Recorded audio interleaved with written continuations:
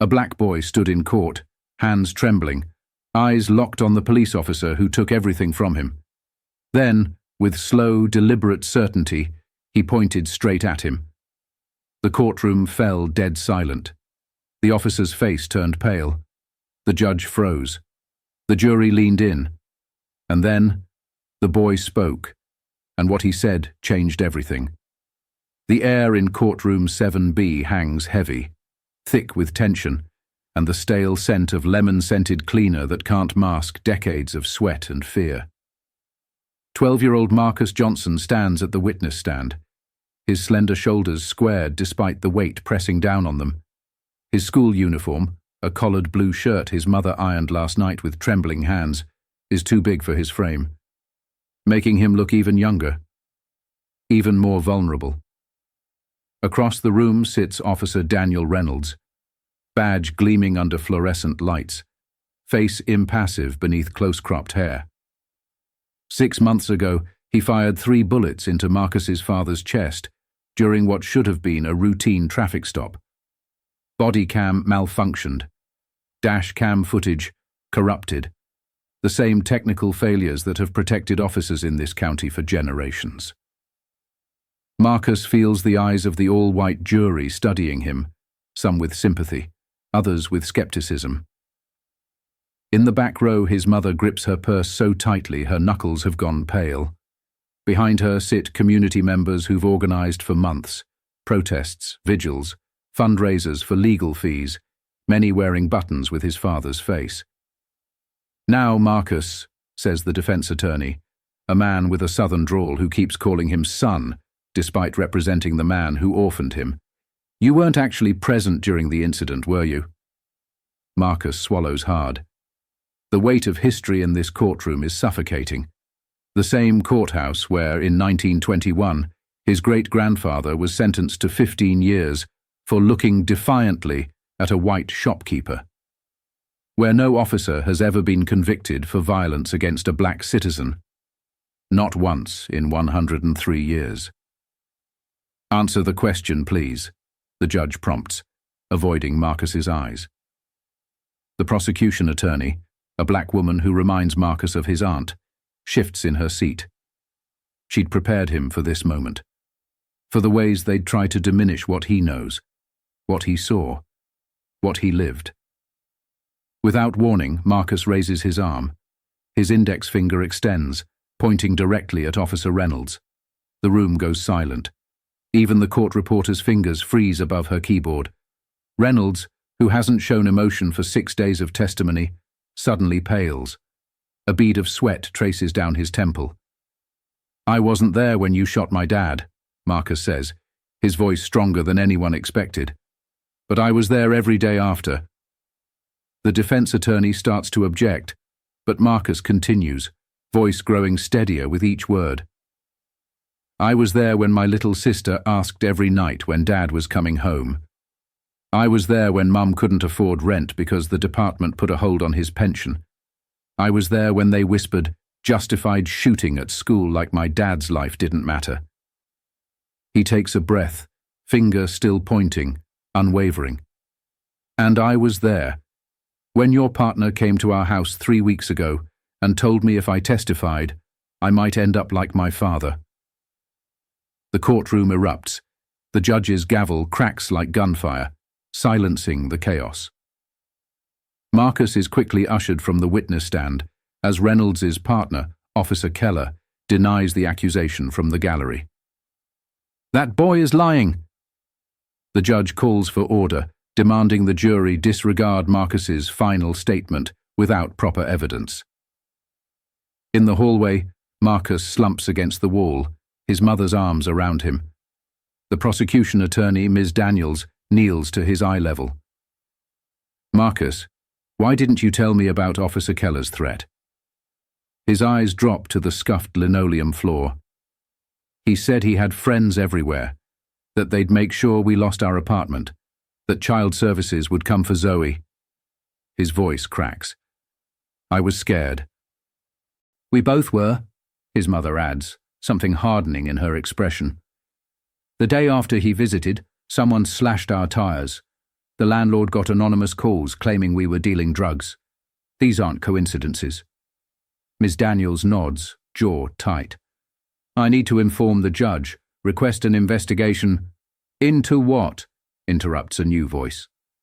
District Attorney Wilson approaches, his expensive suit at odds with the building's worn-down appearance. The unsubstantiated claim of a traumatized child. Reynolds is a decorated officer with 15 years of service. This, he gestures dismissively, this is a serious allegation that could end careers. A black man is dead, Ms. Daniels counters. That ended more than a career. Marcus watches the exchange, noticing how the DA's eyes never quite meet his. How courthouse employees give them a wide berth in the hallway. How the two security guards watch them with hands resting near their weapons. The system closing ranks. Later that evening, at his grandmother's apartment where they've been staying since the harassment started, Marcus scrolls through social media. Local news channels are reporting his testimony. Comment sections already flooded with people questioning his character, his motives, even his intelligence. Some call him a thug in training. Others suggest his father must have done something to deserve what happened. His cousin Darius, a college student studying law, sits beside him. Don't read that poison, he says, gently taking the phone. Those people don't know you. They don't want to. But some of them are my teachers, my neighbors. Marcus's voice is hollow. At school yesterday, Mrs. Peterson, she told the class we should wait for all the facts before judging Officer Reynolds. She's known me since kindergarten. Darius sighs. This system wasn't built to give us justice, Marcus. It was built to maintain order, and in their version of order, we're always supposed to be at the bottom. As night falls, news breaks that evidence has emerged. A gas station security camera captured part of the traffic stop, contradicting Reynolds' testimony that Marcus's father had reached for a weapon. The footage shows him clearly holding his wallet, following instructions. The family's brief moment of vindication shatters when they learn the judge has ruled the footage inadmissible, filed too late in the proceedings. The technicality that might save Reynolds feels like another bullet. That night, Marcus wakes to the sound of glass breaking. Through his window, he sees flames licking at their family car, spray painted on the sidewalk. Lying rats get what they deserve. As sirens wail in the distance, Marcus notices something. The first responders are firefighters, no police cars.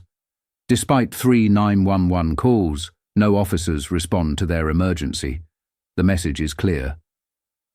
At school the next day, Marcus feels the weight of eyes following him. His former friends keep their distance. Their parents have told them to stay away from that situation. His English teacher asks him to write about a personal hero as the class assignment, then pulls him aside to suggest he choose someone uncontroversial when he starts writing about his father. When his phone buzzes with a text from an unknown number, "We know where your sister's daycare is," Marcus realizes that in seeking justice, he's placed a target on his entire family's back. Every day brings a new betrayal. The church they've attended since Marcus was a toddler, the pastor suggests they take some time away until the trial concludes. Too divisive for the congregation, he explains with apologetic eyes that never quite meet theirs. The community center where Marcus used to play basketball, suddenly his membership is under review. Their family doctor of 8 years, unexpectedly booked solid for the next 3 months, when Marcus's mother tries to schedule his sister's checkup. Each small rejection chips away at their sense of belonging. Each suspicious glance in the grocery store. Each conversation that goes quiet when they enter a room. It's not just the overtly racist threats that wear them down. It's the silence of those who claim to care. The neighbors who no longer wave. The teachers who suddenly find no time for after-school help. The family friends who are just too busy right now to check in. Marcus feels himself hardening, growing distant, protective walls rising around his heart. At night, he lies awake wondering if this is how his father felt all those years. fighting a system designed to break him, surrounded by people too afraid to stand beside him. The truth should have been enough. But in a world built on centuries of inequality, truth is just another inconvenience to be managed, contained, and eventually forgotten. The courtroom falls silent as the jury files back in after 3 days of deliberation. Marcus sits rigid between his mother and grandmother, Zoe fidgeting on their mother's lap. Ms. Daniels warned them to prepare for the worst, explaining how rarely officers are convicted regardless of evidence. Still, hope, fragile and dangerous, flutters in Marcus's chest. The foreman, a middle-aged white woman who never once looked Marcus in the eye during the trial, stands with a slip of paper. On the count of second-degree manslaughter, we find the defendant, Officer Daniel Reynolds. A pause that stretches like years. Not guilty. The gallery erupts. Anguished cries from the community members behind Marcus. Triumphant murmurs from the police officers lining the wall behind Reynolds. Marcus feels nothing at first, just a strange numbness spreading from his center outward. His mother's sob breaks something inside him. As Reynolds shakes hands with his defense team, smiling with relief, his eyes meet Marcus's across the room. There's no remorse there, no acknowledgement, just the casual indifference of a man who knows the system was designed to protect him. Outside the courthouse, media swarms them. Cameras thrust in their faces, reporters shouting questions that feel like accusations. Will you accept the verdict? Do you stand by your testimony about Officer Keller's threats? What would your father think about you dividing the community like this? Marcus's grandmother shields him from the cameras, but he catches Reynolds giving a statement on the courthouse steps, voice steady as he expresses sympathy for the Johnson family, while maintaining he acted according to training. That night, as rain lashes against the windows of their temporary housing, Marcus overhears his mother on the phone with Ms. Daniels. Federal civil rights charges? How long would that take? We can barely afford groceries now. No, I understand you're doing your best. When she hangs up, Marcus finds her at the kitchen table surrounded by past due notices, her face buried in her hands. She doesn't cry anymore. She's moved beyond tears to a quiet devastation that frightens him more. I'm sorry, he whispers, the guilt crushing him. If I hadn't testified about Officer Keller, don't you dare apologize, his mother says fiercely, pulling him close. You told the truth. The system failed us, not you. Never you. The next morning, Marcus's school principal calls him to the office. A video has surfaced on social media. Marcus at the courthouse, surrounded by community activists, appearing to participate in chants calling for justice. The principal, choosing his words carefully, explains that Marcus's political activities are disrupting the learning environment. We think it might be best if you finish the semester remotely. It's not a suggestion. It's exile. Walking home alone, his grandmother couldn't leave work to pick him up. Marcus passes the community center, where his father used to coach basketball. On impulse, he steps inside.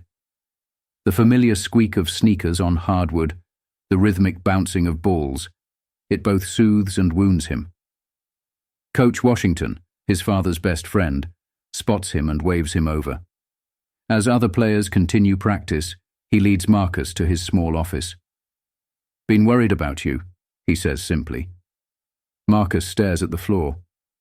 Everyone's either scared of me or scared for me. The school just kicked me out. Coach nods slowly. Your father faced the same thing when he testified against those officers who beat that homeless man in '09. System doesn't just kill our bodies. It tries to kill our spirit too. He pulls out a battered shoebox from his desk drawer. Inside are dozens of letters, news clippings, photos. Your dad kept everything. Every case where he spoke up, every time he was told to stay silent and refused. Marcus runs his fingers over his father's handwriting. He never told me. He wanted to protect you from knowing how broken things are. Coach says. But he also kept records, evidence. As Marcus flips through the box, he finds something unexpected, a small digital recorder with dates matching the weeks before his father's death. Coach's expression turns grave. He told me he was gathering information on Reynolds and Keller, something about traffic stops targeting black drivers for cash seizures. Marcus stares at the recorder, heart pounding. Does Ms. Daniels know about this? Your father was planning to take it to Internal Affairs the week after he was killed. The realization crashes over Marcus like a wave. His father's death wasn't just racism, wasn't just a trigger-happy cop. It was silencing. His father wasn't randomly pulled over. He was targeted. His father wasn't killed because of a sudden misunderstanding or a split-second decision made in fear. He was killed because he threatened to expose corruption that reached far beyond Reynolds, far beyond Keller. Marcus feels something shift inside him, not just grief or anger now, but clarity, purpose, the same determination that had driven his father, the same courage that had been passed down through generations of his family who had faced injustice and refused to bow. They tried to erase him, Marcus says, his voice steady as he holds the recorder. But they don't get to decide his legacy. We do. Coach Washington watches him, seeing the transformation. Not a child anymore, but not hardened by bitterness either. Instead, Marcus stands taller, his father's son in every way that matters. What are you going to do? Coach asks. Marcus looks down at the evidence in his hands, proof not just of individual racism, but of systemic corruption. Not just of his father's death, but of his purpose. I'm going to finish what he started. That night, as his family sleeps, Marcus copies the recordings, secures the originals, and drafts emails to Ms. Daniels, to journalists who've covered the case fairly, to community organizations fighting for police accountability. He moves with a new sense of determination, a new understanding of what justice really means. It isn't just about punishing Reynolds anymore. It's about changing the system that protected him. It's about continuing his father's fight. This wasn't the end. It was barely the beginning. 6 months later, Marcus stands at a podium in front of City Hall, no longer the frightened boy from the courtroom. At 15, he's grown taller, his voice deeper, his eyes holding a wisdom that no child should have to earn so painfully. Behind him stand his mother, sister, grandmother, and Coach Washington. Beside him, Ms. Daniels adjusts the microphone. Before them, a crowd gathered for the announcement of the Justice in Policing Act, local legislation born from months of community organizing, legal battles, and painful public reckonings. The evidence on his father's recorder didn't lead to Reynolds' conviction. The statute of limitations had expired on the corruption it revealed, but it exposed a pattern of targeted harassment and illegal seizures that could no longer be ignored. 5 officers, including Keller, were indicted on federal charges. Reynolds resigned amid the investigation, though he quickly found work in a neighboring county's department. My father, Marcus begins, his voice carrying across the plaza, believed in this community enough to risk everything to make it better. He wasn't a perfect man. None of us are. But he deserved better than to die over a broken taillight. He deserved to see me graduate, to teach my sister to ride a bike. The crowd listens in respectful silence. Not everyone present supports the reforms. There are tense faces, crossed arms. Change never comes easily, especially to systems built on inequality. This new accountability board won't bring my father back, Marcus continues. These body camera requirements won't heal my family. But maybe they'll save someone else's father, someone else's family. After the ceremony, as supporters and media disperse, Marcus notices Officer Reynolds' former partner, Keller, awaiting trial but free on bail, watching from across the street. Their eyes meet briefly, not a confrontation, but an acknowledgement. The work is far from over. Back at their new apartment, smaller than their old home, but theirs. Marcus helps his mother prepare dinner. Zoe practices spelling at the kitchen table, a fragile normalcy they're still learning to navigate. Mrs. Rivera stopped me in the grocery store today, his mother says, chopping vegetables. Said her son wants to interview you for his school newspaper, about becoming an activist. Marcus shakes his head. I'm not an activist. I'm just trying to survive. His mother's hands pause. Sometimes surviving is the most radical act of all. Your great-grandfather knew that.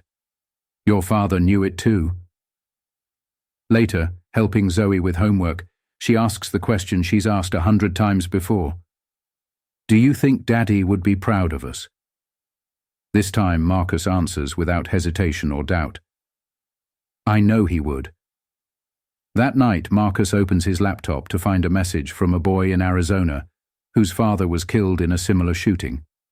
He's asking for advice on how to testify, how to face a system that will try to discredit him, silence him, break him.